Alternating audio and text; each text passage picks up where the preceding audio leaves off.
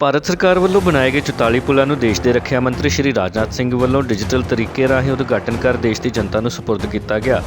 ਇਸ ਮੌਕੇ ਗੱਲਬਾਤ ਕਰਦਿਆਂ ਗੁਰਦਾਸਪੁਰ ਦੇ ਏਡੀਜੀ ਤੇਜਿੰਦਰਪਾਲ ਸਿੰਘ ਅਤੇ BSF ਦੇ ਅਧਿਕਾਰੀ ਅਮਿਤਾਭ ਮਿਸ਼ਰਾ ਨੇ ਦੱਸਿਆ ਕਿ ਗੁਰਦਾਸਪੁਰ ਜ਼ਿਲ੍ਹੇ ਵਿੱਚ ਰਾਵੀ ਦਰਿਆ ਤੇ ਬਣਿਆ ਪੁਲ ਇਨ੍ਹਾਂ 44 ਪੁਲਾਂ ਵਿੱਚੋਂ ਸਭ ਤੋਂ ਲੰਬਾ ਯਾਨੀ ਕਿ 484 ਮੀਟਰ ਲੰਬਾਈ ਦਾ ਹੈ। ਆਓ ਤੁਹਾਨੂੰ ਦਿਖਾਉਂਦੇ ਹਾਂ ਪੂਰੀ ਰਿਪੋਰਟ। ਸਾਡੇ ਬਹੁਤ ਹੀ ਸਤਿਕਾਰਯੋਗ ਭਾਰਤ ਸਰਕਾਰ ਦੇ ਰੱਖਿਆ ਮੰਤਰੀ ਸ਼੍ਰੀ ਰਾਜਨਾਥ ਸਿੰਘ ਜੀ ਨੇ ਜੋ ਬਾਰਡਰ ਰੋਡ ਆਰਗੇਨਾਈਜੇਸ਼ਨਸ ਵੱਲੋਂ ਵੱਖ-ਵੱਖ ਸਟੇਟਸ ਦੇ ਵਿੱਚ 44 ਜਿਹੜੇ ਬ੍ਰਿਜ ਬਣਾਏ ਨੇ ਉਹਨਾਂ ਦਾ ਅੱਜ ਉਹਨਾਂ ਨੇ ਵਰਚੁਅਲ ਉਦਘਾਟਨ ਕੀਤਾ।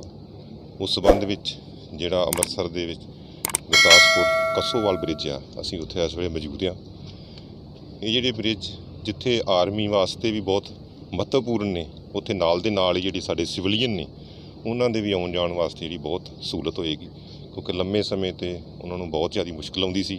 ਜੇ ਅਸੀਂ ਇਸ ਬ੍ਰਿਜ ਦੀ ਗੱਲ ਕਰੀਏ ਤਾਂ ਇੱਥੇ ਚਾਹੇ ਪਾਪੂਲੇਸ਼ਨ ਇਸ ਦਰਿਆ ਤੋਂ ਪਾਰ 150 ਦੇ ਕਰੀਬ ਹੀ ਹੈ, ਪਰ ਉੱਥੇ ਕਾਫੀ ਜ਼ਮੀਨ ਜਿਹੜੀ ਉਹ ਖੇਤੀਬਾੜੀ ਵਾਲੀ ਆ, ਜਿੱਥੇ ਜਾਣ ਵਾਸਤੇ ਕਿਸਾਨਾਂ ਨੂੰ ਬਹੁਤ ਜਿਹੜੀ ਆ ਮੁਸ਼ਕਿਲ ਦਾ ਸਾਹਮਣਾ ਕਰਨਾ ਪੈਂਦਾ ਸੀ। ਸਪੈਸ਼ਲੀ ਜਦੋਂ ਕੋਈ ਸਾਡਾ ਰੇਨੀ ਸੀਜ਼ਨ ਆਉਂਦਾ ਉਦੋਂ ਤੇ ਬਹੁਤ ਜ਼ਿਆਦਾ ਮੁਸ਼ਕਿਲ ਹੁੰਦੀ ਸੀ। ਇਸ ਬ੍ਰਿਜ ਦੇ ਨਾਲ ਉਹਨਾਂ ਨੂੰ ਜਿਹੜਾ ਬਹੁਤ ਜ਼ਿਆਦਾ ਫਾਇਦਾ ਹੋਊਗਾ, ਉਹ ਆਪਣੀਆਂ ਫਸਲਾਂ ਆਪਣੀਆਂ ਜ਼ਮੀਨਾਂ ਦੀ ਦੇਖਭਾਲ ਕਰ ਸਕਦੇ ਨੇ ਤੇ ਉਹਨਾਂ ਨੂੰ ਜਿਹੜੀ ਆਮਦਨੀ 'ਚ ਵੀ ਜਿਹੜਾ ਚੋਖਾ ਵਾਧਾ ਹੋਣਾ ਵਾ। जहाँ तक इस ब्रिज का सवाल है, आपको ऐतिहासिक रूप से पता है कि यहाँ पर 2 बार 1965 और 1971 में लड़ाई हुई। ये एक इनक्लेव का इलाका है जो कि घिरा हुआ है।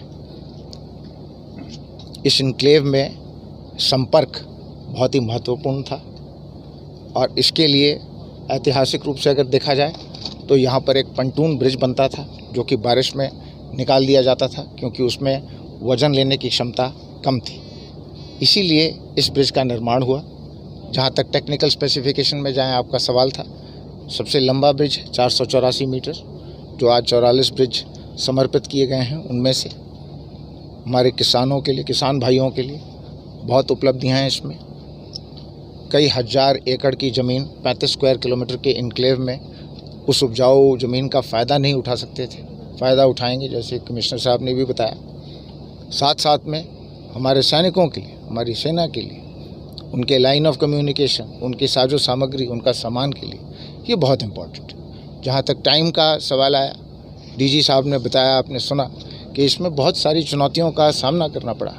ये दरिया अपना रुख बदलती थी, जिसकी वजह से हमारे को इस पे जो प्रोटेक्टिव वर्क्स थे उसके ऊपर निरंतर बनाने रहते थे, लेकिन उन चुनौतियों को हमने पूरा किया और कोविड महामारी के बावजूद हमारे कार्यकर्मी प्रोजेक्ट चेतक के अंतर्गत ये बनाया गया है, जो कि सीमा सड़क संगठन का एक प्रोजेक्ट 39 टास्क फोर्स ने बनाया है और 141 ट्रेन मेंटेनेंस कंपनी ने बनाया है। तो ये बड़े फ़ख्र की बात है कि कोविड की महामारी को भी नकारते हुए हमने इसे जुलाई में आज ही मांग तो बड़े चिर दी हुण पूरी हुई आन के।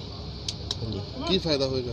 फायदा जी ਸਾਨੂੰ बहुत ज़्यादा फायदा। पहलों ही सीधे लंघ जे पुल दूजे फट्टियां वाले पुल ने, कभी टुट जाता है, कभी जो बड़ा नुकसान होंदा है साडा, फसल नहीं साडी लंघदी। हुण है भी जदों मर्जी आईए जाइए उदां असीं एक बारी चल जाते हैं तो 15-15 20 दिन उधर ही रहने हैं, उधर ही खाने खुने, उधर रोटी पानी पका के। हुण असीं रोज़ आ जाने, रोज़ चल जाते हैं, सानूं बहुत वधिया। ਜਦੋਂ ਪਾਣੀ ਭਰ ਜਾਂਦਾ ਸੀ ਉਦੋਂ ਕੀ ਮੁਸ਼ਕਲ ਆਉਂਦੀਆਂ, ਕਿਉਂਕਿ ਉਦੋਂ ਬੇੜੀ ਵੀ ਚੱਲਣੀ ਔਖੀ ਹੋ ਜਾਂਦੀ, ਪੁਲ ਵੀ ਚੱਕਿਆ ਜਾਂਦਾ ਸੀ। बहुत ज़्यादा ही खियाई हुंदी ਸੀ ਸਾਨੂੰ। ਅਸੀਂ उधर भी ਰਹਿੰਦੇ ਨੇ बड़े दिन, इधर भी ਸਾਡੇ ਕੋਲ जाया नहीं जाता रहा। हाँ जी, अं तो बस महीना किस वे उधर भी रहते रहे हैं, कभी इधरों भी नहीं जाया जाना।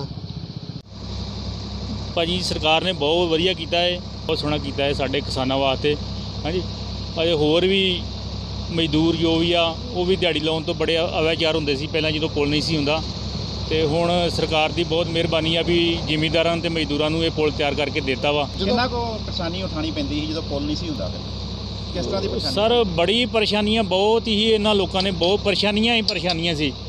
हाँ जी, तो सरकार ने चलो अगे भी सरकारां वै कहिंदियां रहियां, हुण सरकारां ने करके दिखाया वा, बहुत वधिया उपराला कीता जी। तो ये आ भी मतलब किसानां दी ते मजदूरां दी मतलब ये कष्ट घटाया गया वा। हुण किन्नी को जमीन पार पैंदी होएगी अनुमान लगाया? ये सर कोई 4000 एकड़ तो वध ही जमीन होएगी। ਕੀ ਨਾਮ ਹੈ ਜੀ ਆਪਣਾ? ਬਲਜੀਤ ਸਿੰਘ ਸਰ। ਬਲਜੀਤ ਸਿੰਘ ਜੀ, ਇਹ ਜਿਹੜਾ ਅੱਜ ਪੁਲ ਨਵਾਂ ਬਣ ਕੇ ਤਿਆਰ ਹੋਇਆ, ਕਦੋਂ ਦੀ ਇਹ ਲੋਕਾਂ ਦੀ ਮੰਗ ਸੀ ਤੇ ਕਿੰਨਾ ਕੁ ਫਾਇਦਾ ਪਹੁੰਚੂਗਾ ਲੋਕਾਂ ਨੂੰ? ਸਰ ਮੰਗ ਤੇ ਬਹੁਤ ਸਮੇਂ ਦੀ ਪਹਿਲਾਂ ਦੀ ਤੇ ਬੜਾ ਵਧੀਆ ਦਾ ਕੰਮ ਮੰਨ ਲਓ ਫਾਇਦਾ ਇਹਦਾ। ਉੱਦਾਂ ਮੰਨ ਲਓ ਕਿ ਆਪਾਂ ਢੋਲਾਂ ਵਾਲੇ ਪੁਲਿਸ ਲੰਘ ਕੇ ਜਾਂਦੇ ਸੀ ਤੇ ਕਮੈਨ ਲੰਘਾਉਣ ਲੱਗੇ ਬੜੀ ਮੁਸ਼ਕਲ ਆਉਂਦੀ। ਤੇ ਹੁਣ ਵਧੀਆ ਪੱਕਾ ਪੁਲ ਵੱਜ ਗਿਆ ਤੇ ਇਹਦੇ ਨਾਲ ਬਹੁਤ ਤਗੜਾ ਫਾਇਦਾ ਵਧੀਆ ਹੋਇਆ ਤੇ ਬੜਾ ਵਧੀਆ ਮੰਨ ਲਓ ਵਧੀਆ ਚੀਜ਼ ਬਣੀ ਹੈ, ਬੜੇ ਚਿਰ ਦੀ ਮੰਗ ਸੀ ਇਹ।